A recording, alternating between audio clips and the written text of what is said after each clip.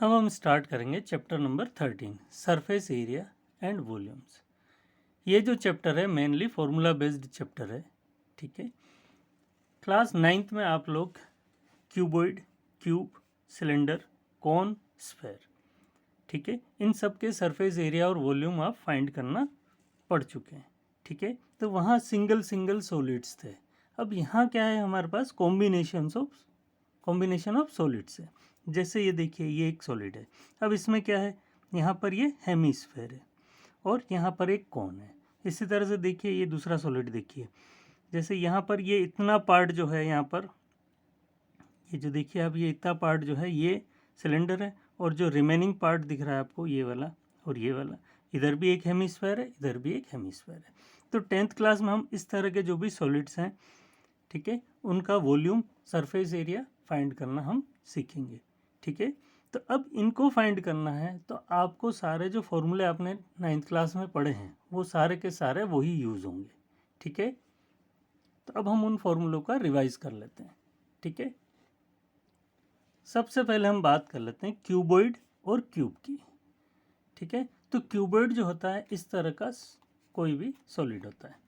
ठीक है, ये देखिए आप, इस तरह का कोई भी सॉलिड होता है तो उसमें 6 सरफेसेस होते हैं। जैसा ये सरफेस होता है वैसा का वैसे इधर सरफेस होता है, जैसा ये सरफेस होता है वैसे ही ये सरफेस होता है, जैसा ये सरफेस है वैसा ही ये सरफेस होता है। तो टोटल इसमें 6 सरफेस होते हैं। ठीक है, तो इनका टोटल सरफेस एरिया चाहिए तो ये फॉर्मूला आपको याद रखना पड़ेगा, 2LB मतलब लेंथ इंटू ब्रेड्थ, फिर breadth into height plus height into length. ठीक है, तो ये टोटल सरफेस एरिया फाइंड करने का फॉर्मूला हो गया। इसी तरह से वॉल्यूम फाइंड करना है क्यूबॉइड का, तो L into B into H. ठीक है, L इंटू बी को हम एरिया ऑफ बेस भी बोल सकते हैं। तो कभी कभी एरिया ऑफ बेस गिवन होता है और हाइट गिवन होता है, तो वॉल्यूम चाहिए तो ये फॉर्मूला लगा करके भी हम कर सकते हैं। ठीक है, अब नेक्स्ट देखिए डायगोनल ऑफ ए क्यूबॉइड। तो क्यूबॉइड का जो डायगोनल होगा वो √L² plus B² plus H² होगा। Lateral surface area LSA of cuboid means area of 4 walls, मतलब इसमें टॉप और बॉटम काउंट नहीं होता है, तो उसका जो वॉल्यूम होता है 2 into H L plus B. तो कभी कभी हम ऐसे हाइट इंटू पेरीमीटर भी लिख देते हैं। ठीक है, मतलब जो क्वेश्चन में गिवन होता है उसी के अकॉर्डिंग हमें अप्लाई करना पड़ता है फॉर्मूला। ठीक है, अब क्यूब की बात करेंगे तो क्यूबॉइड और क्यूब में डिफरेंस क्या है। अब जैसे इसमें देखिए आप, जैसे ये लेंथ, ब्रेड्थ और हाइट डिफरेंट है। ठीक है, तो यहाँ पर तीनों ही क्या होगी, सेम होगी। ठीक है, तो इसलिए इसका टोटल सरफेस एरिया हो जाएगा 6 इंटू साइड स्क्वायर। अब वॉल्यूम होगा इसका साइड क्यूब। ठीक है, फिर इसी तरह से डायगोनल ऑफ ए क्यूब होगा साइड√3। Lateral surface area means area of 4 walls हो जाएगा 4 इंटू साइड स्क्वायर। ठीक है, अब जैसे क्यूब है तो क्यूब में ये जो सारे सरफेस होंगे वो क्या होंगे, सेम होंगे।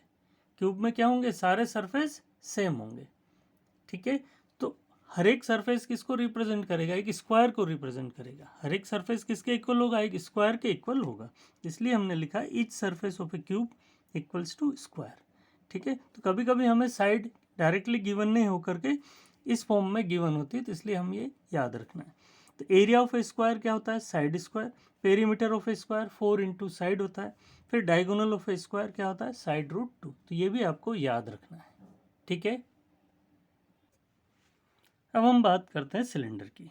तो सिलेंडर कुछ इस तरह की शेप होती है, जिसमें ये वाला कर्व्ड सरफेस होता है और ये वाला सर्कुलर सरफेस होता है। जैसा इधर होता है वैसा का वैसा ही दूसरी तरफ होता है। ठीक है, वापस देख लीजिए, सिलेंडर की शेप जो होती है इस तरह से होती है, जैसे ये जो है ये कर्व्ड सरफेस होगा और ये सर्कुलर सरफेस होगा। ठीक है, तो अब यहाँ देखिए आप, तो दोनों तरफ ये सर्कुलर सरफेस हो जाएंगे और ये कर्व्ड सरफेस हो जाएगा। तो एरिया ऑफ 2 सर्कुलर सरफेसेस, तो ये हो जाएगा 2πr²। CSA of cylinder 2πRH हो जाएगा, और CSA ऑफ सिलेंडर क्या हो जाएगा, 2πRH हो जाएगा। और TSA क्या हो जाएगा, इन दोनों को ऐड कर लेंगे। ठीक है, तो इन दोनों को ऐड करने का मतलब ये हो गया, जैसे आप देखिए 2πr² प्लस 2πRH, तो 2πr कॉमन ले लिया तो क्या बच गया, r प्लस यहाँ से r आ जाएगा और यहाँ से h बन जाएगा। तो इसलिए ये टोटल सरफेस एरिया होता है। ठीक है। अब वॉल्यूम ऑफ सिलेंडर, तो वॉल्यूम ऑफ सिलेंडर होता है पाई आर स्क्वायर एच, ठीक है। तो ये जो होता है वो एरिया ऑफ बेस होता है, तो इसको भी यूँ लिख सकते हैं, area of base into height, ठीक है।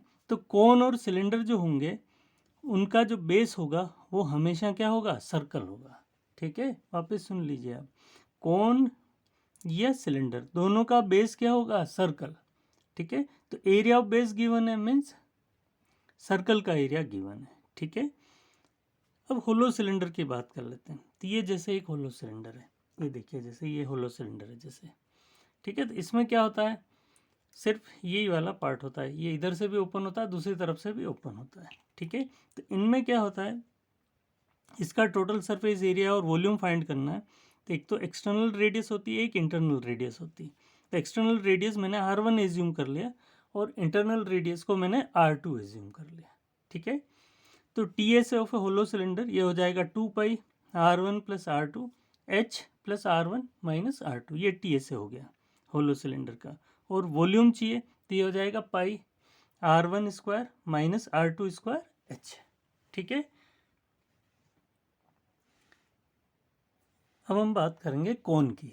तो कोन कुछ इस तरह का होता है, आइसक्रीम कोन तो देखा ही होगा आपने, तो वही शेप जो है वो कोन की होती है।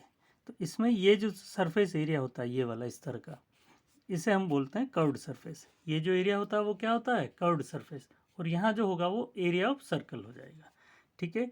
अब इसमें ये जो हाइट होती है इधर वाली, आप देखिए ये वाली, ये हाइट होती है स्लेंट हाइट, ठीक है। और इस टॉप पॉइंट से बिल्कुल यहाँ तक ये जो होती है, मतलब यहाँ से लेकर के यहाँ तक ये हाइट होती है, ठीक है। ये वाली क्या होती है, स्लेंट हाइट, ठीक है। तो अब देखिए स्लेंट हाइट कैसे फाइंड करेंगे। स्लेंट हाइट फाइंड करने का फॉर्मूला होता है √r square plus H square, और स्लेंट हाइट को हम L से रिप्रेजेंट करते हैं, ठीक है।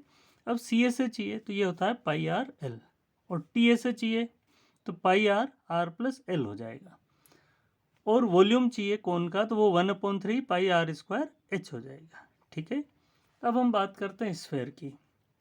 तो स्फेयर में एक ही स्फेयर, मतलब एक ही सरफेस होता है, उसको आप टोटल सरफेस बोल दो या नॉर्मल सरफेस बोल दो, ठीक है। तो इसलिए सरफेस एरिया ऑफ स्फेयर तो ये होता है 4 पाई आर स्क्वायर, ठीक है।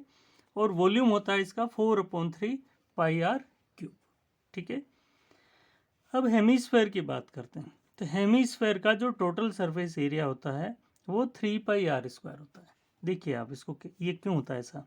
अब जैसे कोई भी एक नींबू लेके आए जैसे, ठीक है, तो ये इसका सरफेस एरिया क्या होता है 4 पाई आर स्क्वायर।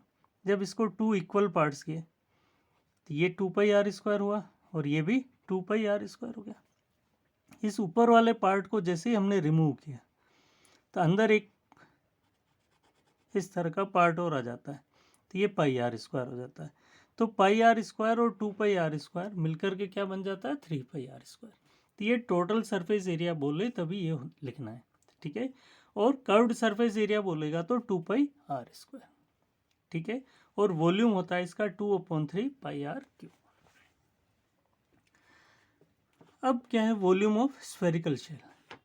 स्फेरिकल शेल क्या होता है, जैसे एक प्लास्टिक बॉल है तो वो स्फेरिकल शेल है, अंदर से वो खाली है, मतलब होलो है, ठीक है। तो ऐसे केस में उसमें कितना प्लास्टिक यूज हो रहा है उसका वॉल्यूम फाइंड करना है, तो उसके लिए हम ये फॉर्मूला लगाएंगे 4/3 पाई R1 cube minus R2 cube, ठीक है। तो ये उसका सरफेस, सॉरी ये उसका वॉल्यूम फाइंड करने का फॉर्मूला हो गया, ठीक है।